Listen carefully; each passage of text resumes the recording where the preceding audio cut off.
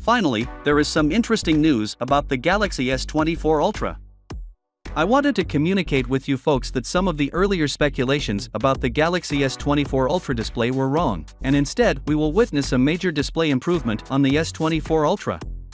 The Galaxy 24 Ultra first look is out, and here is how it looks. Initially, it was speculated that we would see a flat display on Samsung 24 Ultra, but that seems to have been wrong, as a closer look reveals a small curvature on the edges rather than a flat display.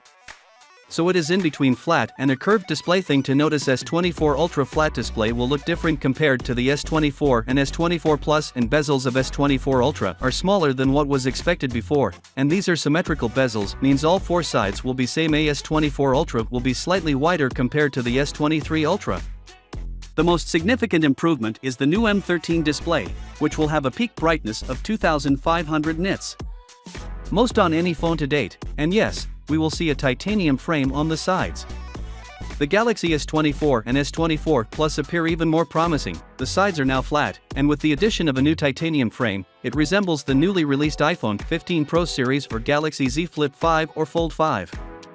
Aside from the sides, the S24 and S24 Plus were supposed to have the slimmest bezels on a mobile phone, even slimmer than the recently released iPhone 15 Pro series.